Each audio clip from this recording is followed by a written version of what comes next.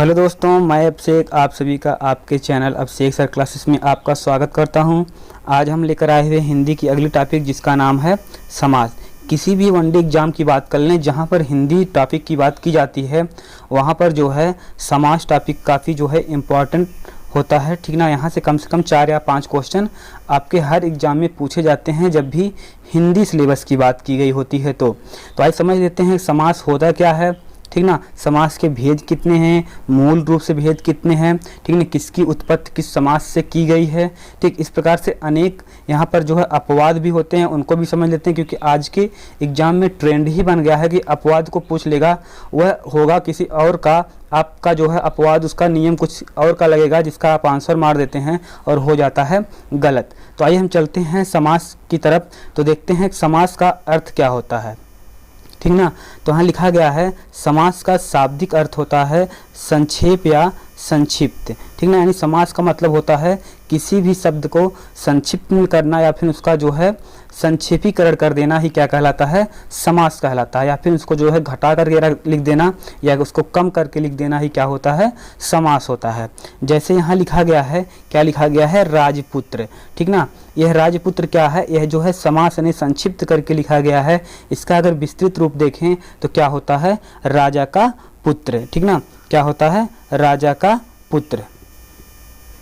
तो इस तरीके से जो है राजा के अगर पुत्र की बात कर लें, यह हो गया शब्द, ठीक ना। इसी को जो हमने समास के शब्द के रूप में लिखा तो हमने क्या लिखा, राजपुत्र। तो इसी इतने बड़े शब्द को जो है, वाक्य को जो है हमने इतने छोटे शब्दों में लिख दिया, यही क्या कहलाया, संक्षेपीकरण, ठीक ना। अब यहाँ अगर परिभाषा की बात कर लेते हैं, यहाँ परिभाषा में जो है काफ़ी कन्फ्यूजन बना रहता है, क्योंकि कुछ लोग जो है संधि और समास को लेकर बहुत ही कन्फ्यूजन में रहते हैं कि कब समास होता है और कब जो है संधि होती है, ठीक ना। ध्यान दीजिएगा, 2 या 2 से अधिक, ठीक ना, 2 या 2 से अधिक शब्दों के मेल से, ध्यान दीजिएगा, शब्दों के मेल से नए जो है सार्थक शब्द बनते हैं, उन्हीं को क्या कहते हैं, हम समास कहते हैं, ठीक ना। अब देखिएगा जो आपकी संधि में होता है, संधि में क्या आते हैं, वर्ण या अक्षर की बात की गई होती है, और यहाँ पर जो है शब्द की बात की गई होती है। तो शब्द जहाँ आए वो समास की डिफिनेशन है और वर्ण जहाँ आए वो संधि की बात की गई होती है, ठीक ना। आगे चलते हैं, देख लेते हैं समास के कितने भेद होते हैं, मूल रूप से कितने होते हैं। अब यहाँ सबसे ज़्यादा इंपॉर्टेंट यह रखता है कि क्वेश्चन किस तरीके से बनता है, तो उसका आंसर हमें क्या देना है, इस बात को जो है हम ध्यान में रखते हुए आपको यह टॉपिक क्लियर कराएंगे। इसी टॉपिक की नहीं, जितनी भी हिंदी के टॉपिक हैं सारे टॉपिकों में हम आपको यह बताएंगे क्वेश्चन कैसे बनेगा और उस क्वेश्चन का आंसर क्या होगा, ठीक ना, ऑप्शन के हिसाब से। यह जानना काफ़ी इंपॉर्टेंट होता है। तो देखते हैं इसके अगर भेद की बात कर लें तो समास के कितने भेद या प्रकार होते हैं, 6 हैं। अब देखिएगा, प्राचीन समय में जो विद्वान थे उन्होंने समास को 4 भेद ही बताया था, ठीक ना। उन्होंने समास के 4 भेद बताए थे, लेकिन जो वर्तमान में विद्वान आए उन्होंने जो है समास का 6 भेद बताया। तो जब भी आपसे क्वेश्चन बने कि समास के मूल भेद कितने हैं, वो कितने हैं, 4 हैं, कुल भेद कितने हैं, 6 हैं, ठीक ना। तो देखिएगा अब कौन कौन से मूल थे, कौन कौन से जो है आपके टोटल की बात की जाए तो इस समय जो 6 आपके समास होते हैं वो तो टोटल है ही। अब देखिएगा यहाँ ट्रिक लिखी गई है, अब तक दादा, ठीक ना। ट्रिक है याद करने के लिए, अब तक दादा। आ से हो गया अव्ययी भाव समास, बा से हो गया बहुब्रीहि समास, ता से हो जाएगा तत्पुरुष समास, और का से हो जाएगा कर्मधारय, और दा से हो जाएगा द्वंद्व, और दूसरे दा से हो जाएगा द्विग समास। इस प्रकार से आपके जो टोटल कितने समास हैं, 6 समास हो गए। अब 4 समास की बात करने को, वह 4 समास पहले कौन से थे जो प्राचीन समय में विद्वानों ने माना था, तो आपका अव्ययी समास था, बहुब्रीहि समास था, तत्पुरुष समास था, और साथ ही साथ जो है आपका द्वंद्व समास भी था। लेकिन जो प्राचीन में जो 2 समास जुड़े हैं, कौन कौन से, कर्मधारय और कौन से, द्विग समास को जोड़ा गया। अब यहाँ से क्वेश्चन यह पूछ लेता है कि कर्मधारय समास की उत्पत्ति किससे मानी जाती है, तो कर्मधारय की उत्पत्ति मानी जाती है किससे, तत्पुरुष से, ठीक ना। और द्विग समास की उत्पत्ति मानी जाती है कर्मधारय से। इस प्रकार से द्विग और कर्मधारय दोनों को जो है तत्पुरुष का ही भेद माना जाता था पहले। यहाँ से आपके 2 क्वेश्चन क्लियर हुए। कर्मधारय समास की उत्पत्ति कहाँ से हुई है, तत्पुरुष से। द्विग समास की उत्पत्ति कहाँ हुई है, कर्मधारय से, ठीक ना। तो आगे चलते हैं, अब एक एक को जो है अच्छे से समझ लेते हैं कि डिफिनेशन के साथ, ठीक ना। तो यहाँ देखिएगा लिखा गया है द्वंद्व समास, पहले की बात कर लें तो लिखा गया है द्वंद्व समास। इसकी अगर परिभाषा की बात करें तो लिखा गया है समास के दोनों पद क्या होते हैं, प्रधान होते हैं, ठीक ना। तो यहाँ से आपसे क्वेश्चन जो बनता है, क्वेश्चन में कहा जाता है किस समास के दोनों पद प्रधान होते हैं? तो द्वंद्व समास के दोनों पद क्या होते हैं? प्रधान होते हैं। और दोनों पदों के बीच में योजक चिन्ह लगा होता है, ध्यान दीजिएगा, योजक चिन्ह लगा होता है, या फिर जो है और शब्द आया होता है, या फिर या शब्द आया होता है, वहाँ क्या होता है? द्वंद्व समास होता है। पहली बात क्या हो गया कि दोनों पद क्या होते हैं? प्रधान होते हैं, किसके? द्वंद्व समास के। दूसरा, अगर पहचान की बात कर लें तो बीच में देखेंगे दोनों शब्दों के बीच में क्या लगा होता है? या तो योजक चिन्ह लगा होगा, या फिर और आया होगा, या फिर या शब्द आया होगा। इससे आप तुरंत बताएंगे कौन सा समास है? द्वंद्व समास है, ठीक ना। अब आगे देखिएगा, यहाँ ट्रिक के रूप में ऐसा लिखा ही गया था, योजक चिन्ह होगा, या फिर और होगा, या फिर या होगा। अब ध्यान दीजिएगा, योजक चिन्ह जहाँ लगा होगा उसके जो इधर वाला शब्द होगा और इधर वाला शब्द होगा, दोनों एक दूसरे के क्या होंगे? विपरीत होंगे, ठीक ना। दोनों एक दूसरे के विपरीत होंगे। आज के समय में ट्रेंड ही बन गया है कि आपको इस तरीके से दे देगा, जब आपने पढ़ रखा है बीच में योजक चिन्ह होता है और दोनों शब्द जो है विपरीत ना दे करके सेम शब्द देता है, और आपने परिभाषा के अनुसार आप जो है द्वंद्व समास तुरंत लगा देते हैं और वो आपका क्या हो जाता है? गलत हो जाता है, ठीक ना। तो ध्यान दीजिएगा, दोनों शब्द क्या होंगे? विपरीत होंगे, ठीक ना। अब आगे चलते हैं, इसको जो है एग्जाम्पल की सहायता से समझ लेते हैं। तो देखिएगा, यहाँ एग्जाम्पल लिखा गया है, तो क्या लिखा गया है? दिन रात, ठीक ना। तो हम कह सकते हैं दिन और रात, ठीक ना, या फिर क्या कह सकते हैं? दिन या रात, ठीक ना, यह हो गया। अब यहाँ दिन और रात और दिन या रात में यहाँ जो है द्वंद्व समास के कुछ और प्रकार होते हैं, इतने डीपली जाने की कोई आवश्यकता नहीं है। जैसे ये क्या होता है? यह वैकल्पिक द्वंद्व समास होता है, ठीक ना। यहाँ वैकल्प मतलब विकल्प चुना गया है, दिन होगा या रात होगा, दिन होगा या रात होगा, ठीक ना। यह शब्द आया नहीं, क्या हो गया? वैकल्पिक जो है आपका द्वंद्व समास काउंट होता है। तो इसी प्रकार से यहाँ लिखा गया है माता पिता, इसी प्रकार से यहाँ लिखा गया है माता पिता, जैसे हम कह सकते हैं माता और पिता, आगे पीछे, आगे या पीछे, ठीक ना। देश विदेश, देश या विदेश, धर्माधर्म, धर्म और अधर्म। अब यहाँ देखिए धर्माधर्म को जो है यह काफ़ी इम्पॉर्टेंट बन जाता है। यहाँ जब पूछा जाता है तो कैसे पूछा जाता है? धर्माधर्म, ठीक ना, एक ही में जोड़ के पूछा जाता है धर्माधर्म। आप समझ नहीं पाएंगे कि ना तो बीच में इसके जो है या चिन्ह आया हुआ है, ना ही बीच में इनके योजक चिन्ह आया हुआ है, ना ही जो है इनके बीच में और शब्द आया हुआ है। लेकिन आप जब भी देखिएगा, इसलिए इम्पॉर्टेंट बन जाता है धर्माधर्म, क्योंकि इसका जब आप विच्छेद करेंगे तो क्या हो जाता है? धर्म और अधर्म, ठीक ना। तो इस प्रकार से यह जो है द्वंद्व समास की श्रेणी में काउंट किया जाता है। आगे चलते हैं, इसी प्रकार से लिखा गया है दुख सुख, रुपया पैसा, ठीक ना। इसी प्रकार से यहाँ तमाम एग्जाम्पल लिखे गए हैं, यह भी आपका मोस्ट इम्पॉर्टेंट हो जाता है दाल भात, ठीक ना। इसी प्रकार से यहाँ लिखा गया है दाल रोटी, यह भी आपका इम्पॉर्टेंट होता है, ठीक। इसी प्रकार से यहाँ लिखा गया है 75, ठीक, 99। तो यहाँ जो है आपके जितने भी एग्जाम्पल लिखे गए हैं सबके सब यहाँ जो है काफ़ी इंपॉर्टेंट हैं।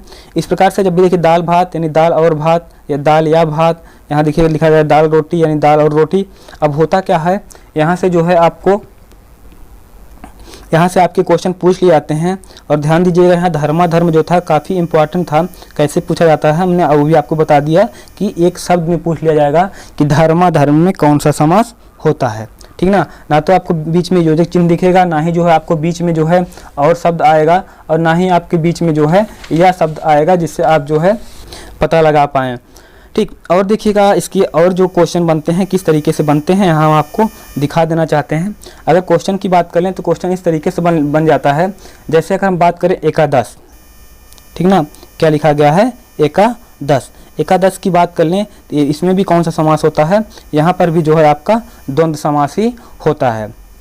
देखिएगा क्या हो जाएगा, 1 और 10, ठीक ना, विच्छेद करेंगे तो 1 और 10। अब यहाँ इसको एक नोट डाउन करके लिख लीजिएगा, नोट में यहाँ लिख लीजिएगा क्या नोट होगा कि जब भी दोनों पद संख्यावाची हों, ठीक ना, जब भी दोनों पद संख्यावाची हों, जैसे 1 और 10 है, ठीक ना, एकादश हो गया, तो दोनों पद क्या हैं? संख्यावाची हैं। तो जब भी दोनों पद संख्यावाची होते हैं तो यहाँ जो है द्विगु समास नहीं होता है, यहाँ पर कौन सा होता है? द्वंद्व समास होता है, ठीक ना। कौन सा होता है? द्वंद्व समास होता है। और कुछ शब्दों की बात कर लेते हैं, जैसे क्या हो जाता है? लाभा लाभ, ठीक ना, क्या हो गया? लाभा लाभ। तो आपको यहाँ पर ना तो जो है और शब्द दिख रहा है, ना ही यह शब्द दिख रहा है, ना ही आपको जो है योजक चिन्ह दिख रहा है, इसलिए आपको क्या हो जाएगा है, आप गलत कर सकते हैं। तो ध्यान दीजिएगा, इसका क्या हो जाएगा? लाभा लाभ क्या होता है? द्वंद्व समास होता है।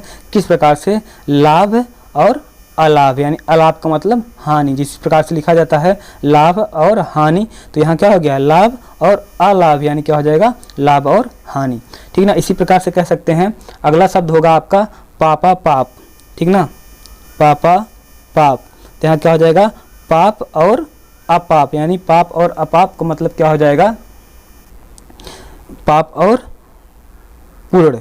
ठीक ना, यानी पाप करोगे और अपाप करोगे यानी पूर्ण काम करोगे, तो ये भी दोनों एक दूसरे के विपरीत हो जाते हैं, ये भी क्या हो जाएगा, द्वंद्व समास हो जाएगा। ठीक है। इसी प्रकार से कुछ हम जो है विशेष पॉइंट देख लेते हैं पहचान करने की। पहचान करने का यह जो है एक तरीका होता है हमारा कि द्वंद्व समास में दोनों पद, यह दोनों पद क्या होते हैं, संज्ञा होते हैं। ठीक ना, या फिर जो होता है सर्वनाम होता है, ठीक, अथवा क्रिया होती है। ठीक ना, या फिर क्या होती है, क्रिया होती है। यह होता है पहचान आपके द्वंद्व समास की।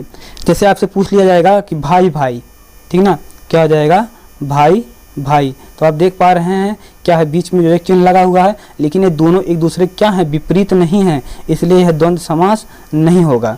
ठीक ना। अब आगे चलते हैं, आगे देख लेते हैं अगले जो है समास को। अगला समास लिखा गया है द्विगु समास। ठीक ना, क्या लिखा गया है, द्विगु समास की बात की गई है। तो यहाँ द्विगु समास होता क्या है, इसके बारे में हम जान लेते हैं। लिखा गया है जिस समास का पहला पद संख्यावाची हो। ठीक ना, ध्यान दीजिएगा, पहला पद संख्यावाची विशेषण हो और उत्तर पद प्रधान हो। ठीक ना, क्या हो जाएगा, पहला पद जो है संख्यावाची विशेषण होगा और उत्तर पद जो होगा क्या होगा, उत्तर का मतलब बाद वाला जो पद होगा वह क्या होगा, प्रधान होगा। वहाँ कौन सा होता है, द्विगु समास होता है। तो आपसे क्वेश्चन बनता है किस समास का उत्तर पद प्रधान होता है, तो ध्यान दीजिएगा द्विगु समास का उत्तर पद प्रधान होता है। और पहला पद क्या है, संख्यावाची विशेषण होता है। यहाँ पर देखिएगा एक चीज़ ध्यान दीजिएगा, अगर पहला पद संख्यावाची विशेषण हो और दूसरे पद के साथ मिल करके कोई तीसरा पद जो जिसका निर्माण कर रहा है वो उसका जो है कोई तीसरा अर्थ ना निकले, अगर तीसरा अर्थ उसका निकल गया तो तुरंत जो होता है जो क्या हो जाएगा, बहुब्रीहि समास हो जाएगा, द्वंद्व समास नहीं रह जाएगा। अभी आगे हम जो है बहुब्रीहि के समास में आपको जो है क्लियर कराएंगे, तो देखेंगे कितना जो है दोनों में अंतर होता है। ध्यान दीजिएगा, एग्जाम्पल की बात करें तो एग्जाम्पल में यहाँ लिखा गया है, देख लेते हैं एग्जाम्पल कौन कौन से हैं। देखिए लिखा गया है चौराहा, यानी चार राहों का समूह। ठीक ना, आगे लिखा गया है शताब्दी, 100 वर्षों का समूह। सप्ताह, दोपहर, अष्टाध्यायी, तिराहा, सप्तबंधु, सप्तऋषि, त्रिफला, चौपाला, ठीक ना, चौमासा। इस प्रकार से लिखा गया है अष्टसिद्धि, त्रिमाही, छमाही, त्रिकोण, त्रिलोक, षष्ठकोण। यहाँ जितने भी इम्पोर्टेंट जो है आपके शब्द बन सकते हैं द्विगु समास के सारे यहाँ पर लिखे गए हैं। सबके सब क्या हैं, आपके इम्पॉर्टेंट एग्जाम्पल हैं, तो ध्यान से इसको जो है कवर कर लीजिएगा और याद कर लीजिएगा। जैसे चौराहा लिखा गया है चार राहों का समूह, ठीक ना, 100 वर्षों का समूह, ठीक ना, सप्ताह यानी 7 दिन का समूह, ठीक ना, दोपहर, दोपहरों का समूह, ठीक ना, अष्टाध्यायी, 8 अध्यायों का समूह, ठीक ना। इसी प्रकार से यहाँ जो है आपका लिखा गया है छमाही, 6 माह, त्रिमाही, 3 माह, त्रिकोण, 3 कोण का, ठीक ना, षष्ठकोण यानी 6 कोण, त्रिफला, 3 फलक।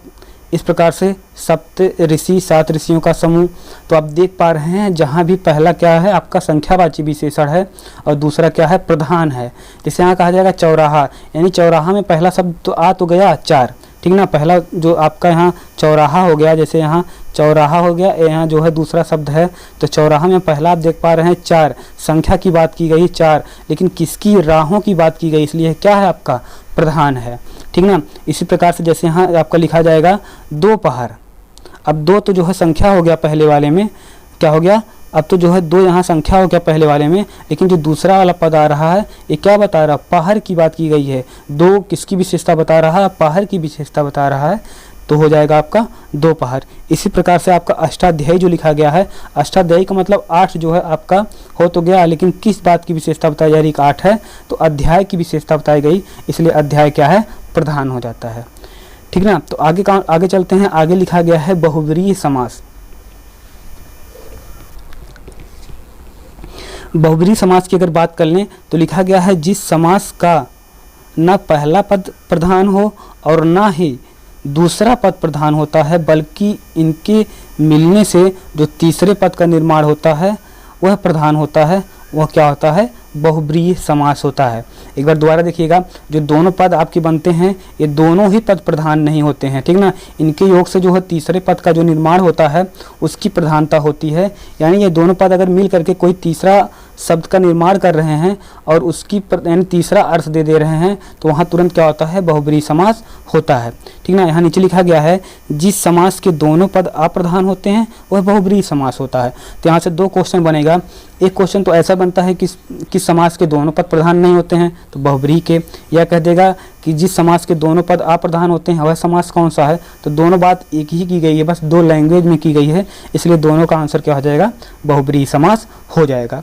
अब यहाँ एक चीज़ देख लीजिएगा, जैसे भी आपने द्विग समास में देखा कि पहला पद संख्यावाची होता है, जैसे भी आपने देखा, यहाँ एक चीज़ आप देख लीजिएगा, जैसे अभी आपने देखा द्विग समास में कि पहला पद क्या होता है? संख्यावाची होता है। लेकिन ध्यान दीजिएगा, अगर पहला पद संख्यावाची है, दूसरे पद को मिल करके किसी तीसरे पद का निर्माण हो रहा है और उनके योग से कोई तीसरा अर्थ मिल रहा है, ठीक ना, तो तुरंत वो क्या हो जाएगा? बहुब्रीहि समास हो जाएगा, वहाँ आपका द्विग समास नहीं रहेगा। तो देख लेते हैं, जैसे यहाँ लिखा गया है, एग्जाम्पल में लिखा गया है, क्या लिखा गया है? चक्रपाणि, अर्थात चक्र को धारण करने वाले, अर्थात विष्णु भगवान। यहाँ लिखा गया है वीणा पाणी, ठीक ना। वीणा पाणी मतलब वीणा को धारण करने वाले, अर्थात कौन हो जाएंगी? सरस्वती जी, ठीक ना। लंबोदर, लंबा है उदर, कौन हो जाएंगे? आपके गणेश भगवान हो जाएंगे। निशाचर, ठीक ना। बारह सिंहा, बारह सिंह वाला जो होता है बारह सिंहा। त्रिनेत्र हो जाएगा शंकर भगवान के लिए। दशानन रावण के लिए हो जाएगा। पंचानन हो जाएगा, पंचवटी हो जाएगा। चतुरानन हो जाएगा, शूलपाणि हो जाएगा। प्रधानमंत्री, यह शब्द देखिएगा काफ़ी बार जो है एग्जाम में आया हुआ है और इसको लेकर के कन्फ्यूजन काफ़ी बना हुआ है कि प्रधानमंत्री में कौन सा समास होता है। तो ध्यान दीजिएगा, अभी हम आपको एक चीज़ बता दे रहे हैं कब कब जो है किन किन मतलब कुछ जो उपाधियां होती हैं यह सबके सब क्या होती हैं? बहुब्रीहि समास में काउंट की जाती हैं। क्या हो गया? प्रधानमंत्री हो गया, ठीक ना। गिरधर हो गया। अजात शत्रु, यह भी जो है काफ़ी बार एग्जाम में पूछा गया है। यह शब्द जो है, यह दोनों शब्द जो है आपके क्या हैं? मोस्ट इम्पॉर्टेंट की श्रेणी में आते हैं। वैसे तो सभी जो है एग्जाम्पल इम्पॉर्टेंट हैं, लेकिन यह दोनों जो है डबल स्टार की श्रेणी में आते हैं, इसलिए आप इन दोनों को जरूर ध्यान दीजिएगा, ठीक ना। पंकज हो जाएगा। अब आगे देख लेते हैं आगे कौन कौन से और जो है शब्द होते हैं जो बहुब्रीहि में होते हैं, ठीक ना। यहाँ पर नहीं लिखा गया, हम आगे और आपको लिख कर समझा दे रहे हैं। जैसे अगर किसी भी उपाधि की बात की जाए, ठीक ना, किसकी बात की जाए? किसी भी उपाधि की बात की जाए वो क्या होता है? बहुब्रीहि समास होता है। जैसे भारतेंद्र, दिनकर, हरिऔध, बापू, ये सब क्या है? इन सबको उपाधियां दी गई हैं, ठीक ना। इन सबको, जैसे रामधारी सिंह दिनकर हैं तो रामधारी को एक जो है उपाधि दी गई दिनकर की, तो क्या हो जाएगा? तुरंत जो उपाधि दिनकर शब्द है ये क्या हो जाएगा? बहुब्रीहि हो जाएगा, ठीक ना। जैसे अगर कहीं लिखा जाए बाता बाती, ठीक ना, क्या लिखा जाए? बाता बाती, ठीक ना। तो आप इस योजक चिन्ह को देख करके आप द्विग मत मारिएगा, क्योंकि यहाँ दोनों शब्द विपरीत नहीं है। बाता बाती, ठीक ना, या फिर जो है घात प्रतिघात, घात प्रतिघात, यानी कहीं मारपीट की बात की गई हो वहाँ भी क्या होगा? बहुब्रीहि समास होगा, ठीक ना। जैसे इस प्रकार से लाता लाती, ये भी क्या है? बहुब्रीहि समास है, ठीक ना। ये सब जो शब्द होंगे ये सब के सब क्या होते हैं? बहुब्रीहि समास की श्रेणी में काउंट किए जाते हैं, ठीक ना। इसी प्रकार से आपका हो जाएगा, इसी प्रकार से आपका हो जाएगा 31, 21, 61, ठीक ना। ये सभी के सभी क्या हैं? बहुब्रीहि समास की श्रेणी में आते हैं। जैसे 31 की बात करें क्या हो जाएगा? 1 और 30, ठीक ना। क्या हो जाएगा? 1 और 30, 1 और 30 तुरंत क्या हो जाएगा? 31, ठीक ना। 30 है जो वह, यानी क्या हो जाएगा? 31। और अगर किसी भी उपाधि की बात की जाती है, उपाधि आपने देख लिया, किसी भी उपनाम की अगर बात की जाती है तो वहाँ भी क्या होता है? बहुब्रीहि समास होता है, ठीक ना। उपाधि की बात, उपाधि आपने देख लिया, उपनाम की बात जहाँ की जाएगी वहाँ भी क्या होगा? बहुब्रीहि समास होता है। जैसे आज़ाद, ठीक ना, ये क्या है? उपनाम है। सुल्तान, ये क्या है? जैसे सुल्तानपुरी, ये भी क्या हो जाएगा? उपनाम है। इसी प्रकार से कहा जाए गजनी, ठीक ना, ये भी क्या है? एक उपनाम है। तो जितनी भी उपाधियां हो जाएंगी, जितने भी उपनाम हो जाएंगे, यह सब के सब जो है कहाँ चले जाते हैं? बहुब्रीहि समास की श्रेणी में चले आते हैं, ठीक ना। और भी कुछ जो है इंपॉर्टेंट आपके शब्द हो जाते हैं, जैसे कहा जाएगा गणेश, नीलकंठ, ठीक ना, क्या हो जाएगा नीलकंठ, ठीक, नीलकंठ हो गया। गोस्वामी हो जाएगा, ठीक, गोस्वामी। सूरदास, ठीक ना, सूरदास हो गया। यशोदा हो जाएगा, ठीक, या फिर जो है आपका पीताम्बर हो जाएगा। अब पीताम्बर को लेकर के काफ़ी कन्फ्यूजन होता है। पीताम्बर कभी कभी जो है कर्मधारय में भी आता है और बहुब्री में भी आता है, लेकिन जब भी आपके क्वेश्चन में पीताम्बर शब्द आया और ऑप्शन में आपके जो है बहुब्री और कर्मधारय दोनों दिया होता है, तो आप उसमें से आप जो है बहुब्री को ही सही मानेंगे, ठीक ना। अब संस्कृत में जो होता है बहुब्री और कर्मधारय दोनों का एग्जाम्पल अलग अलग होता है पीताम्बर को लेकर के, लेकिन हिंदी में एक ही होता है। अगर ऑप्शन में कर्मधारय है तो कर्मधारय मारिए, अगर बहुब्री है तो बहुब्री मारिए, अगर दोनों है तो वहाँ पर आप जो है बहुब्री ज़्यादा बेटर होता है, ठीक ना, इसलिए आप बहुब्री को ही मारेंगे। इसी प्रकार से अगला बात कर लेते हैं, क्या हो जाएगा सपरिवार, ठीक ना, यह भी शब्द इंपॉर्टेंट है, सपरिवार, ठीक ना, या फिर संदेश, संदेह हो जाएगा, या फिर सकाम हो जाएगा। ये शब्द जितने भी लिखे गए हैं यहाँ पर, ये सब के सब क्या होते हैं बहुब्री समास होते हैं। इसी प्रकार से चंद्रमौली हो जाएगा, ठीक, ये भी काफ़ी इंपॉर्टेंट है, ये भी क्या हो जाएगा बहुब्री समास की श्रेणी में आता है। तो हमने क्या बताया कि बहुब्री समास में कोई दो शब्द अगर अपना अर्थ छोड़ करके किसी तीसरे अर्थ की बात कर रहे हैं तो वहाँ बहुब्री समास होता है, चाहे उसका पहला पद संख्यावाची हो, अगर जो है अब दूसरा अर्थ दे रहा है तो वहाँ भी बहुब्री समास ही होता है, ठीक ना। चाहे किसी उपाधि की बात की गई हो, चाहे किसी उपनाम की बात की गई हो, चाहे कहीं पर जो है घात प्रतिघात यानी मारपीट की बात की गई हो, ठीक ना, ये सब के शब्द जो होते हैं क्या होते हैं बहुब्री समास होते हैं, ठीक ना। इस प्रकार से मैं आपको बताया, जैसे प्रधानमंत्री शब्द हो गया, यह भी हो जाएगा, सूरदास, गोस्वामी, सपरिवार, पीताम्बर, ठीक ना, ये सब के सब जो है शब्द होते हैं, ये सब क्या होते हैं बहुब्री समास होते हैं। तो आगे देखते हैं, आगे लिखा गया है कर्मधारय समास। कर्मधारय समास की बात करें तो लिखा गया है जिस समास का उत्तर पद क्या हो प्रधान हो, ठीक ना, कौन सा पद उत्तर पद प्रधान हो और उत्तर पद में क्या हो विशेषण और विशेष हो, ठीक ना, अथवा उपमेय और उपमान का संबंध स्थापित हो, वहाँ कौन सा समास होता है कर्मधारय समास होता है। तो हम आपको दोबारा बता देना चाहते हैं कि कर्मधारय समास होता क्या है। कर्मधारय समास की बात करें तो कर्मधारय समास में क्या होता है, पहला कंडीशन तो उत्तर पद क्या होता है प्रधान होता है, ठीक ना। अब उसका एक पद जो है विशेष होता है, दूसरा क्या होता है विशेषण होता है। अब कोई भी विशेष और विशेषण हो सकता है, चाहे पहला हो चाहे दूसरा हो, कोई कंडीशन नहीं होती है। क्या बताया कि उत्तर पद क्या होता है प्रधान होता है, ठीक ना, और उसमें विशेष और विशेषण की बात की गई होती है। और जो है तीसरा कंडीशन है उपमेय और उपमान का क्या होता है संबंध स्थापित होता है। इस तरीके से जब भी आपको डिफिनेशन मिल जाए या किसी भी एग्जाम्पल में इन तीनों को कोई ना कोई एक भी फॉलो हो रहा हो तो क्या होता है कर्मधारय समास होता है। जिसको एग्जाम्पल की सहायता से हम समझ लेते हैं। यहाँ एग्जाम्पल लिखा गया है, अब देखिए यहाँ नोट्स लिखी गई थी तुलनात्मक भाव मिल रहा हो, ठीक ना, एक दूसरे के साथ तुलना किया गया हो तो भी वहाँ जो है कर्मधारय समास होता है। अब यहाँ एग्जाम्पल लिखा गया है नीलोत्पलम, ठीक ना। इसी प्रकार से दूसरा लिखा गया है चरण कमल, यानी चरण कैसा है कमल के समान है, ठीक ना, तुलना की गई है तो कि चरण कैसा है कमल के समान। आगे अगला लिखा गया है मृग नयन, नयन कैसा है मृग के समान है, ठीक ना। महाजन, महात्मा, कुपुरुष, लालमाड़ी, अधमरा, ठीक ना। उसी प्रकार सद्भावना, सद्बुद्धि, मंदबुद्धि, दही बड़ा, ठीक ना। ये सब किसके एग्जाम्पल हैं, ये सब जो है कर्मधारय समास के एग्जाम्पल हैं। अब देखिएगा यह दही बड़ा काफ़ी बार पूछा गया है, यह आपके लिए मोस्ट इंपॉर्टेंट हो जाता है। और महात्मा शब्द है ये भी क्या है मोस्ट इंपॉर्टेंट की श्रेणी में आता है। इसी प्रकार से सब जो आपके हैं चरण कमल, मृगनयन, सब के सब क्या हैं इंपॉर्टेंट हैं, लेकिन यहाँ जो दही बड़ा और महात्मा शब्द जो है काफ़ी इंपॉर्टेंट होता है, ठीक ना। इसी प्रकार से आपका सद्भावना भी आता है, ठीक ना, अच्छी भावना की बात की गई होती है, ठीक ना, भावना कैसी हो अच्छी हो, यानी क्या बताया जा रहा है विशेष की विशेषता बताई जा रही है। इसी प्रकार से कुछ और शब्द होते हैं, जैसे क्या होता है चंद्रमुखी, ठीक ना, क्या होता है चंद्रमुखी। चंद्रमुखी भी कौन सा होता है कर्मधारय समास होता है, क्यों, क्योंकि यहाँ भी क्या है उपमेय में उपमान की संभावना प्रकट की गई है, इसलिए चंद्रमुखी भी क्या है आपका कर्मधारय समास है। इसी प्रकार से आपका आगे देखेंगे तो क्या हो जाएगा वायु वेग, ठीक ना, क्या हो जाएगा वायु वेग, यानी क्या है वेग कैसा है, वायु के समान तीव्र गति वाला वेग है, तो क्या हो जाएगा वायु वेग। यानी आपका वायु शब्द क्या हो जाएगा, उपमान हो जाएगा, और वेग क्या हो जाएगा, उपमेय हो जाएगा। ठीक है, तो जहाँ भी आपको उपमेय में उपमान की संभावना भी प्रकट हो रही है तो भी यानी बहुलता की बात की गई है, वहाँ भी जो है आपका कर्मधारय समास होता है। ठीक ना। इसी प्रकार से आगे देखेंगे आप क्या होगा, अधपका। ठीक ना, क्या हो जाएगा, अधपका।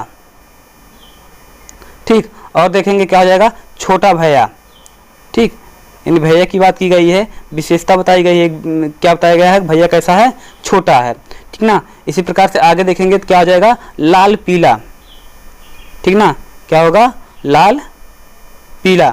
अब देखिएगा लाल पीला की बात की जाएगी, आप एक चीज ध्यान दीजिएगा, विशेषण में जो है कोई जरूरी नहीं है कि एक पद विशेष हो दूसरा विशेषण हो, कहीं कहीं जो है दोनों पद क्या हो सकते हैं, विशेषण हो सकते हैं कर्मधारय समास की बात की जाए तो देखिएगा यहाँ लाल और पीला दोनों क्या हैं, विशेषण ही है, तो है ना। किसी भी व्यक्ति या वस्तु की विशेषता बताया जाएगा कि वह लाल है और पीला है, तो इस प्रकार से दोनों क्या हैं, विशेषण हैं, ये भी क्या है, कर्मधारय है। ठीक ना। इसी प्रकार से महादेव।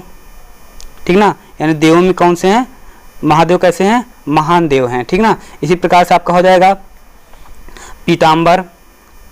ठीक ना, क्या हो जाएगा, पीताम्बर। हमने आपको बताया था कि जहाँ भी बहुब्रीहि और कर्मधारय दोनों ऑप्शन में आ जाए तो वहाँ आप जो है बहुब्रीहि को ही अधिक जो है सपोर्ट करेंगे। ठीक ना। इसी प्रकार से हो जाएगा नीलकमल। ठीक ना, क्या हो जाएगा, नीलकमल, यानी कमल कैसा है, नीला है, कमल की विशेषता बताई जा रही है, कमल कैसा है, नीला है। ठीक, इसी प्रकार से नीलकंठ। ठीक, नीलकंठ। ठीक ना, कंठ कैसा है, नीला है। ठीक ना। इसी प्रकार से जो है आपका नीलगाय, परमानंद, क्या हो जाएगा, परमानंद, ये भी आपका क्या है, इंपॉर्टेंट है, परमानंद। ठीक ना, तो परमानंद भी हो गया। इसी प्रकार से आपका अगला हो जाएगा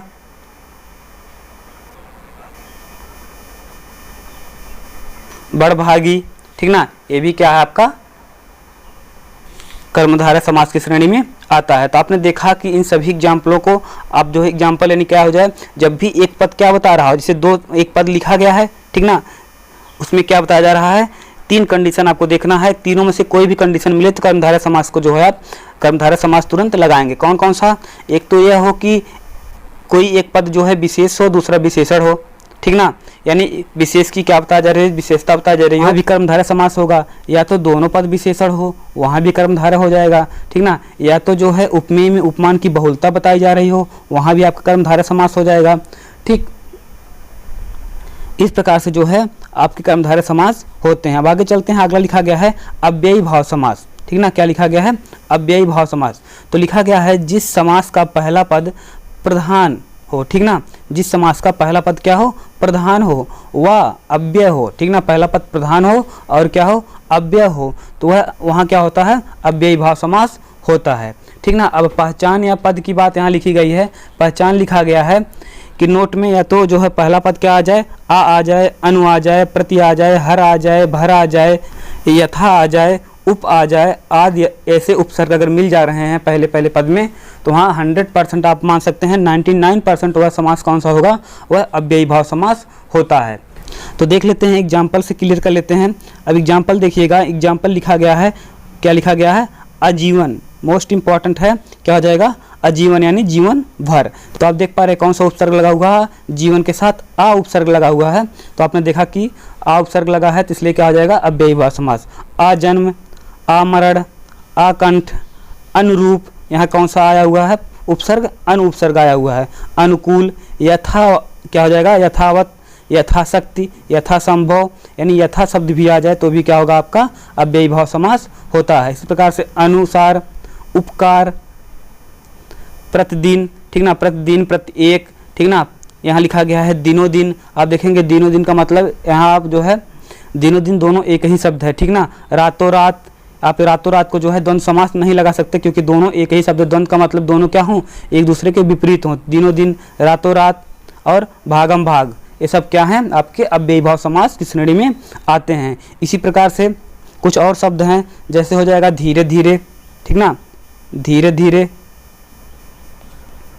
और जो हो जाएगा बार बार, ठीक, कौन सा हो जाएगा, बार बार, ये शब्द भी क्या है, आपके अव्ययीभाव समास होते हैं, ठीक ना। इसी प्रकार से कभी कभी, ठीक, कभी कभी ये भी शब्द क्या है आपका अव्ययीभाव समास की श्रेणी में आता है, ठीक ना। इसी प्रकार से आपका हो जाएगा अनुसार, अनुचर, अनुमान, अनुगमन, अनुसरण, ठीक ना। यानी आप जहाँ भी आपको अव्यय शब्द दिख जाए वहाँ सब के सब क्या हो जाएंगे अव्ययीभाव की समास की श्रेणी में, वो तुरंत के तुरंत आ जाते हैं, ठीक ना। तो कौन कौन से आ, अनु, प्रत्याहार, भर, यथा, उप, ठीक ना, आदि ऐसे उपसर्ग आ जा रहे हैं। तो आप जानेंगे कि यहाँ कौन सा होगा अव्ययीभाव समास होता है, ठीक ना। इसी प्रकार से बात करें तो कुछ और भी कुछ जो है सूत्र हैं, जैसे कि संस्कृत में होते हैं। कभी भी आपको किसी भी नदी के साथ जो है, ठीक ना, कोई भी नदी हो, ठीक ना, उसके साथ अगर संख्या का प्रयोग कर दिया जाए तो वहाँ एक संस्कृत में सूत्र होता है, नदीभिच करके सूत्र होता है संस्कृत में, वहाँ तुरंत क्या होता है अव्ययीभाव समास होता है। यानी कोई भी नदी की बात की गई हो, उसके पहले अगर जो है संख्या की बात कर दी जाए, या आप कह सकते हैं संख्या के साथ अगर नदी का बात कर दी गई है तो वहाँ तुरंत क्या होता है अव्ययीभाव समास होता है। किस सूत्र के द्वारा? नदीभिच सूत्र के द्वारा। जैसे अगर हम बात करें तो क्या होगा पंचगंगम, ठीक ना, द्वियमुनम, या फिर सप्त नर्मदा। यानी किसी भी नदी के पहले संख्या का जैसे आपने बात किया तुरंत वहाँ कौन समास हो जाएगा अव्ययीभाव समास हो जाएगा, ठीक ना। तो ध्यान दीजिएगा ये सब आपके होते हैं अव्ययीभाव समास, ठीक ना। आगे चलते हैं, अगला लिखा गया है तत्पुरुष समास, जिस समास का उत्तर पद क्या हो प्रधान हो, ठीक ना, उत्तर पद प्रधान हो और उन दोनों के बीच में कोई कारक चिन्ह का लोप हो रहा हो, ठीक ना। तो ध्यान दीजिएगा क्या पहला कंडीशन क्या है उत्तर पद प्रधान हो, और दूसरा कंडीशन है कारक चिन्हों का लोप हो रहा हो, वहाँ कौन समास होता है तत्पुरुष समास होता है। अब इसकी भेद की बात कर लें तो देखिएगा तत्पुरुष समास के कितने भेद होते हैं, कितने भेद होते हैं 6 भेद होते हैं तत्पुरुष समास के, ठीक ना। तो देखते हैं कौन कौन सा होता है। पहला लिखा गया है कर्म तत्पुरुष समास, यानी आपको देखिएगा कर्म तत्पुरुष समास की बात कर लें तो कर्म तत्पुरुष समास में जो है क्या हो जाएगा को चिन्ह का लोप होगा, ठीक ना। किसका? को चिन्ह का लोप होगा। तो नोट में लिखा गया है तत्पुरुष में कर्ता एवं संबंध नहीं होगा, ठीक ना। क्या होगा इस जैसे टोटल अगर कारक की बात करें तो 8 कारक होते हैं, लेकिन जो है यहाँ पर पहला यानी कर्ता और लास्ट वाला संबोधन ये दोनों के दोनों जो है आपके नहीं होते हैं, ठीक ना। तो इस प्रकार से 6 ही बचते हैं। तो तत्पुरुष में कितने भेद होते हैं 6 भेद होते हैं, और कारक चिन्हों का क्या होता है लोप होता है। तो पहला हम देख पा रहे हैं कौन सा कर्म है, इसमें को चिन्ह का लोप होगा, ठीक। तो यहाँ एग्जाम्पल लिखा गया है गगनचुंबी, ठीक ना। उसके बाद चीड़ी मार, जेब कतरा यानी जेब को काटने वाला, यश प्राप्त यानी यश को प्राप्त करने वाला, और क्या लिखा गया है रथ चालक रथ को चलाने वाला, विमान चालक विमान को चलाने वाला, चिड़ी मार चिड़ी मतलब चिड़ी को मारने वाला, ठीक ना। इसी प्रकार से लिखा गया है स्वर्ग प्राप्त स्वर्ग को प्राप्त करने वाला, ठीक ना। क्या है गृह आगत गृह घर को आने वाला, ठीक ना। इस प्रकार से आपने को चिन्ह का जहाँ प्रयोग देखा तो तुरंत क्या हो जाएगा आपका